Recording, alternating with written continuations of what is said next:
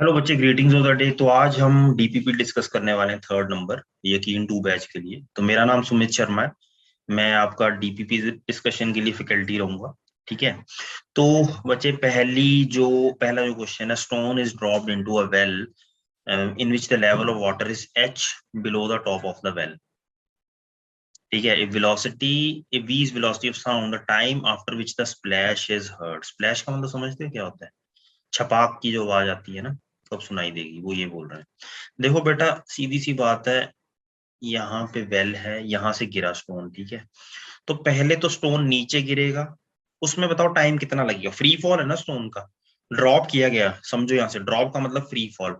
तो बेटा पहले यहाँ से लेके यहाँ तक जाने का टाइम क्या होगा? ए से लेके बी तक, TAB। फिर देखो, स्प्लैश यहाँ पे, पत्थर यहाँ गिर गया, लेकिन स्प्लैश ऊपर की तरफ ट्रेवल करेगी। बहुत अच्छा क्वेश्चन है, बहुत बार पूछा जाता है। अभी तो पत्थर नीचे गिरा ना, स्प्लैश तो नीचे से ऊपर। साउंड, अब साउंड की स्पीड क्या होगी? तो साउंड की जो स्पीड होगी उसमें टाइम कितना लगेगा? देखो पहले तो TAB निकालो। TAB कैसे निकालोगे? ये हाइट तुम्हें h दी हुई है, तुम लिखो h is equal to half GT² plus UT। लेकिन खुदा की किस्मत, खुदा की क्या बोल रहे हैं वो, मतलब रहमत है कि U जीरो है, ड्रॉप किया है ना। ड्रॉप का मतलब होता है इनिशियल वेलोसिटी जीरो। तो बेटा h हाफ GT² आ गया, तो यहाँ से टाइम आ गया √2h/g। तो √2h/g, तो टाइम अभी पूरा नहीं हुआ आंसर। √2h/g यहाँ से लेके यहाँ तक पत्थर गिरने का टाइम है। लेकिन स्प्लैश तो है ना, यहाँ से ट्रेवल करेगी, साउंड भी तो ट्रेवल करेगी। ये क्यों दिया हुआ? v is velocity of sound. तो बेटा साउंड कैसे ट्रेवल करेगी? साउंड जो ट्रेवल करेगी वो कितना h डिस्टेंस ट्रेवल कर रही है? v स्पीड से। साउंड की स्पीड कांस्टेंट होती है, वो तो ग्रेविटी से बदलेगी नहीं ना। तो वो टाइम कितना लेगी? Time is equal to distance by speed. तो बेटा टोटल जो टाइम होगा, पहले पत्थर नीचे गिरा, पत्थर से छपाक हुई, छपाक ऊपर ट्रेवल की, तो ये आंसर आएगा √2h/g। ये वाला टाइम ए से बी तक जाने का, फिर बी से ए तक जाने का जो साउंड का टाइम है, साउंड जाएगी ना ऊपर h/v, तो टोटल टाइम आएगा √2h/g plus h/v। Second question की ओर बढ़ते हैं। Car at rest accelerates uniformly at a speed of 144 kilometre per hour, then it covers a distance of. कौन सी इक्वेशन लगाएंगे भैया, बताइए। पहले तो स्पीड को कन्वर्ट कीजिए मीटर पर सेकंड में। 144 इंटू 5/18, 2 9 272 9 1 8 ये आ जाएगा 40 मीटर पर सेकंड, क्योंकि आंसर आपका मीटर्स में है, ध्यान रखिए। कवर द डिस्टेंस ऑफ कैसे निकालोगे? रेस्ट से स्टार्ट की है, तो आप ऐसा करो, ये इक्वेशन लगा दो। S is UT plus half AT²। Distance निकालना है आपको। डिस्टेंस U तो जीरो है, हाफ A कितना है? एक्सेलरेशन। अरे यार, एक्सेलरेशन तो दी ही नहीं है। accelerates uniformly at a speed of 144 kilometre per hour in 20 second, then it covers a distance of।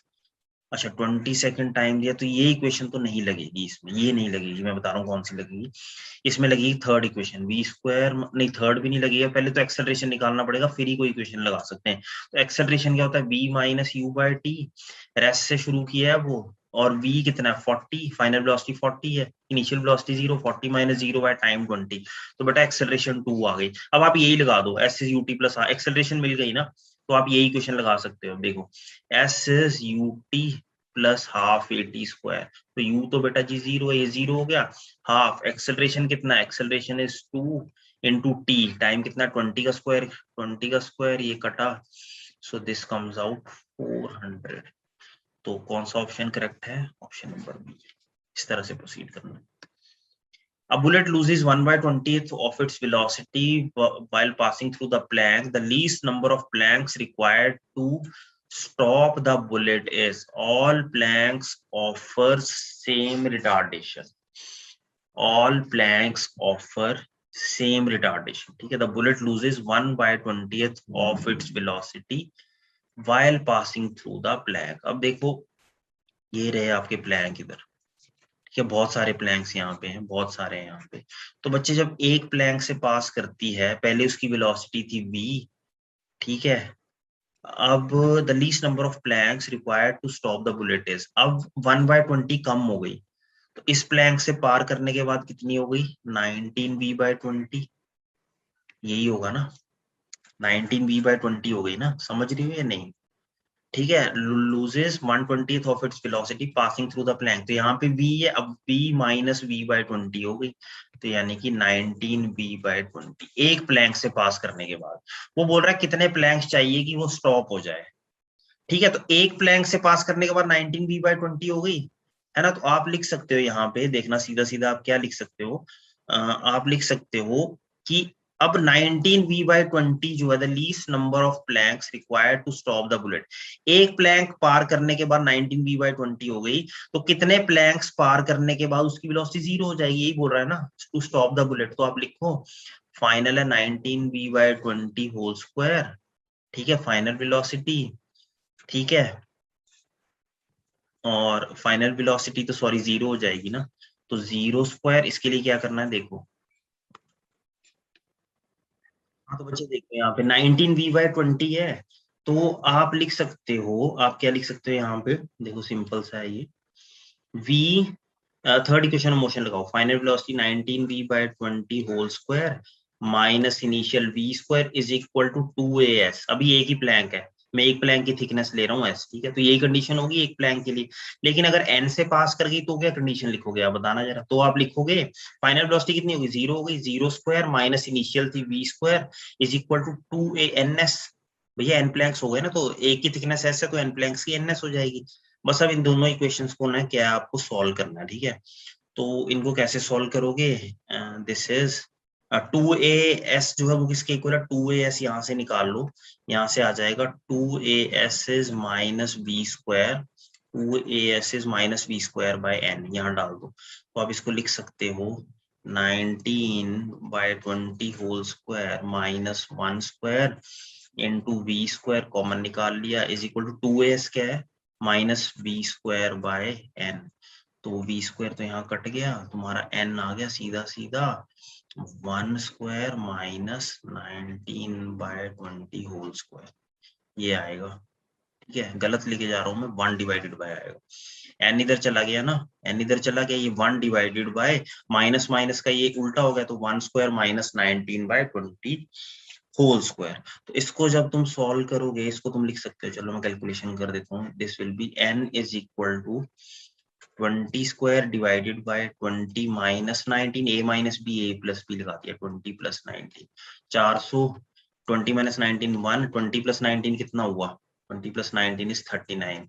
तो अप्रोक्सीमेटली देखोगे 11 के इक्वल आएगा, 10 नहीं आएगा, 10 होता अगर ये 40 होता है, ये 40 से कम है तो यानी कि ऊपर वाली वैल्यू ज्यादा होगी, तो 11 आएगा। इस तरह से प्रोसीड करना है।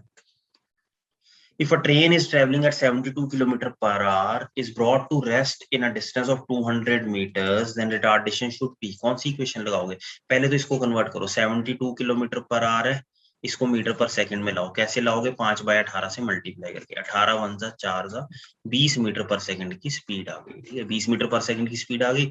Is brought to rest in a distance of 200 metre, then its retardation should be, कौन सी इक्वेशन लगाओगे आप, इक्वेशन लगाओ इसमें third equation of motion, b square minus U square is 2as, final velocity 0 है, इनिशियल कितनी है 20 का square is equal to 2, acceleration retardation निकालनी, s कितना 200 है ना, तो ये कितना आ जाएगा माइनस 400, ठीक है, तो ये आ जाएगा minus 400 divided by 200 is equal to acceleration. तो एक्सेलरेशन मतलब रिटार्डेशन नेगेटिव है ना, ये तो -2 होगा, 2 आंसर होगा। रिटार्डेशन बोल रहा है माइनस नहीं लेंगे, रिटार्डेशन नाम दे दिया ना, रिटार्डेशन अगर बोल देते तो नेगेटिव लेने की जरूरत नहीं, तो एक्सेलरेशन रिटार्डेशन मतलब -2, तो 2 आपका आंसर हो जाएगा, ठीक है। रिटार्डेशन बोला ना इसलिए नेगेटिव साइन नहीं लिया यहाँ पे, ठीक है बच्चे। तो यहाँ से आपका आंसर आ जाएगा फोर्थ का जो है एक्सेलरेशन आ रही है। हम कहीं गलती तो नहीं कर रहे हैं, हम गलती कर रहे हैं, देखो यहाँ पे 2as होता है ना, तो 2 आएगा यहाँ पे भी, तो 1 आएगी, सॉरी गलत हो गया, 1 आएगा, फोर्थ का डी है, ठीक है, इस बात का ध्यान रखना। 2 है ना यहाँ पे, 2as होती, तो 2 से 2 400 कट जाएगा, ये 400 होगा, तो ये आपका आंसर होगा correct. The velocity of a body moving with uniform acceleration of 2 is 10, its velocity after an interval of 4 seconds is, कैसे करोगे, यूनिफॉर्म एक्सेलरेशन दी है, the velocity of a body moving with uniform acceleration 2 is 10 metre पर second, its velocity after an interval of 4 seconds, कौन सी लगाओगे question, first equation of motion, v is u plus at, ठीक है, velocity of body with uniform acceleration is 10, पहले 10 है, फिर यहाँ पे एक्सेलरेशन कितनी है 2 इंटू टाइम कितना है 4, तो ये आएगा 8 + 10, तो इसका क्या आंसर होगा 18। यार ये इनिशियल वेलोसिटी है, ये इनिशियल है, ये एक्सेलरेशन है, आपको velocity after interval of 4 second. First equation of motion use करो, ये answer.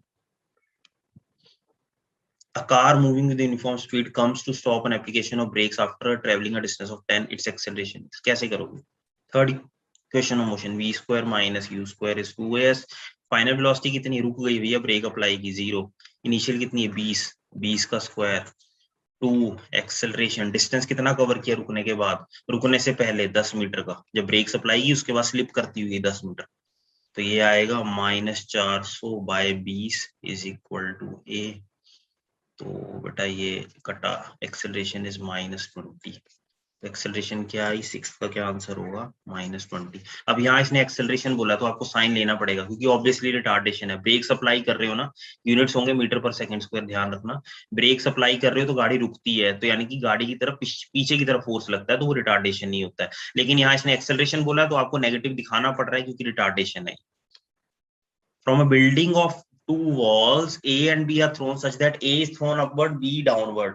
If TA and TB are the respective time of flights, then बताओ भैया क्या होगा। ये TB ना थोड़ा ऐसे लिखा जाएगा, ये गड़बड़ हो गया, TB पैरों में आएगा ये। तो ये बताओ, are they respective time of flights then. तो खुद बताओ यार, ऑब्वियस सी बात है टीए बड़ा होगा ना।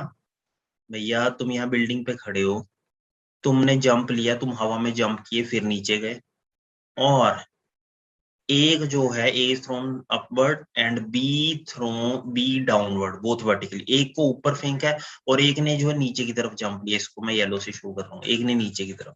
तो बताना जरा टाइम कौन ज्यादा लेगा। टाइम ऑफ फ्लाइट का मतलब होता है हवा में कौन ज्यादा देर रहा। भैया जो ऊपर गया वही रहा होगा ना जो ऐसे गया, ये वाला तो सीधा जंप मार के फटाक से नीचे आ जाएगा येलो वाला, और ये वाला जो है रेड वाला, ये ऐसे जाके ऐसे आएगा नीचे। तो किसका टाइम ज्यादा होगा, ए का ही ज्यादा होगा ना यार, ये तो ऑब्वियस ही बात, ऑब्वियस बात है। तो T A greater than TV, तो 7 का A option correct. A ball is released from the top of a tower of height h meter. If it takes t second to reach the ground, what is the position from the ground in t by 3 seconds? तो मुझे ये बताओ, t second जो ground में पहुंचने के लिए ले रही है, तो आप लिख सकते हो h is equal to ut plus half gt square. बच्चे बोलेंगे सर एक्सेलरेशन नेगेटिव इसलिए नहीं लिया क्योंकि बेटा इनिशियल वेलोसिटी तो 0 है, ड्रॉप किया है, और एच भी डाउनवर्ड है, तो ये नेगेटिव नेगेटिव दोनों प्लस हो जाएंगे, इसीलिए मैंने पॉजिटिव लिया। ठीक है, तो यहाँ से बेटा एच आ गया हाफ जीटी स्क्वायर। अब आप ये निकालो, ये तो टाइम पूरे का है, अब तो टी बाई 3 में कितना कवर करेगी वो ऊपर से हाइट। तो मान लो टी बाई 3 में वो कवर कर रही है एच डैश। ठीक है, तो टी बाई 3 में लिखोगे H dash is half G, initial velocity तो 0 है, टी बाई 3 होल स्क्वायर। तो बेटा एच डैश तुम्हारा आ जाएगा 1/9 of half G T square. अब हाफ जी टी स्क्वायर किसके इक्वल है, ये यहाँ से डिराइव किया हमने एच के, तो बेटा एच डैश जो है दैट कम्स आउट h/9। तुम बोलोगे सर आंसर आ गया, नहीं आया अभी, ये एच डैश ऊपर से है, तुमसे बोल रहा है what is the position from the ground, तो ग्राउंड से देखनी है ना ये वाली, तो वो क्या होगी बेटा h माइनस एच डैश, तो that will be h minus h/9। क्या आएगा बोल दो दोबारा, 8h/9। समझ रहे, सेकंड इक्वेशन ऑफ मोशन का यूज किया। पहले तो देखो यहाँ पे हमें करना पड़ेगा कि एच हाइट कवर करने में टी टाइम लग रहा है, तो ये इक्वेशन लगी। फिर एच डैश टी बाई 3 में H dash is 1/9 of half G T square, half G T square H है, तो एच डैश इज h/9। अब बेटा एच डैश ऊपर से, तुम्हें ग्राउंड से देखना है ना, तो ग्राउंड से देखोगे h minus h/9 that is 8h/9। A body is thrown upward and reaches half of its maximum height. At that position, its acceleration is constant, velocity 0 है, velocity maximum है, acceleration minimum है। क्या होगा यार, देखो कभी भी किसी चीज को जब तुम ऊपर की तरफ फेंक रहे हो ना, ठीक है, थ्रोन अपवर्ड, तो वो भी मैक्सिमम हाइट ही है। मैक्सिमम हाइट पे तो देखो, मैक्सिमम हाइट पे होता है वेलोसिटी 0 हो जाती है, यही होता है ना, फिर वो वापस नीचे आना शुरू कर देता है, तो ये तो होगा नहीं, ये हाफ द मैक्सिमम हाइट की बात कर रहा है, तो वहां पे वेलोसिटी भी नहीं मैक्सिमम होगी, क्योंकि जैसे जैसे ऊपर जाता है वेलोसिटी कम होती जाती है, तो वेलोसिटी तो यहाँ पे कुछ ना कुछ कम ही होगी। एक्सेलरेशन बेटा मिनिमम बोला इसने, ये भी गलत है, क्योंकि एक्सेलरेशन चेंज ही नहीं करती यार, एक्सेलरेशन हमेशा ही कांस्टेंट रहती है। तुम अर्थ के किसी भी हिस्से, वो अलग बात है तुम अर्थ से ज्यादा दूर चले जाओ, बट तुम बॉल फेंक रहे हो ऊपर नीचे कहीं भी फेंक रहे हो, एक्सेलरेशन ड्यू टू ग्रेविटी हमेशा downward direction, that is minus G. Acceleration due to gravity जो है वो हमें, बच्चे एक्सेलरेशन जो है यहाँ पे बचे एक्सेलरेशन जो यहाँ पे वो क्या रहेगी, कांस्टेंट। एक्सेलरेशन कभी नहीं बदलती।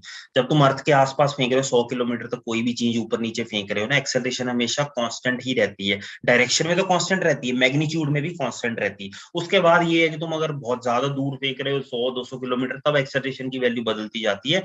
बट बॉडी को ऊपर फेंक रहे हो, वेलोसिटी बेटा मैक्सिमम हाइट पे 0 होती है, वेलोसिटी मैक्सिमम ग्राउंड पे होती है, इस बात का ध्यान रखना। और वेलोसिटी मैक्सिमम ग्राउंड पे होती है, और एक्सेलरेशन कभी मिनिमम होती नहीं है, वो बदलती है। लेकिन इतने में नहीं कि तुम बॉल फेंको किसी बॉडी को फेंको तब नहीं बदलेगी, दैट रिमेन्स कांस्टेंट ऑलवेज। यार अर्थ की तरफ तुम जी से ही अट्रैक्टेड होते हो ना, कोई भी क्वेश्चन है उसमें तुम जी की वैल्यू 10 या 9.8 ही लेते हो ना, बदलती थोड़ी है वो। What is the acceleration if the body starts from rest and travels a distance of s meter in 2 seconds? अच्छा तो ये वाली इक्वेशन लगाओ। S is U T plus half A T square, rest से स्टार्ट किया है तो ये 0 हो गया यू, तो s is equal to half acceleration into T square, 2 का स्क्वायर हो जाएगा, तो ये 2 कटा, एक्सेलरेशन आ गई तुम्हारी s/2। कौन सा ऑप्शन करेक्ट है यहाँ पे? तो बच्चे कौन सा ऑप्शन करेक्ट है? Option number D is the correct choice. ठीक है, तो इस तरह से आपको इस पीपीटी के लिए प्रोसीड करना है। बच्चों अच्छे से पढ़िए, ठीक है, तैयारी कीजिए। फिजिक्स वाला आपकी इतनी तैयारी हो रही है कि बहुत अच्छे से रैंक आ सकती है। डीपीपी के सॉल्यूशंस दिए जा रहे हैं, वीडियो सॉल्यूशंस दिए जा रहे हैं, कोई टेंशन लेने की जरूरत नहीं। जिस बच्चे को लगता है मेरे से डीपीपी सॉल्व नहीं हो रही, मैं नहीं कर पा रहा हूँ, प्रैक्टिस करो बच्चे। अभी स्टार्टिंग है, 11th में हो तुम, टेंशन लेने की जरूरत नहीं है, धीरे धीरे प्रैक्टिस करो। ठीक, 11th का टॉपिक अभी कवर कर रहे हो, धीरे धीरे प्रैक्टिस करो, सब चीजें कवर हो जाएंगी। ठीक है, टेंशन लेने की जरूरत नहीं, ट्राई कीजिए, प्रैक्टिस कीजिए, हर चीज पॉसिबल है वर्ल्ड में। Thank you.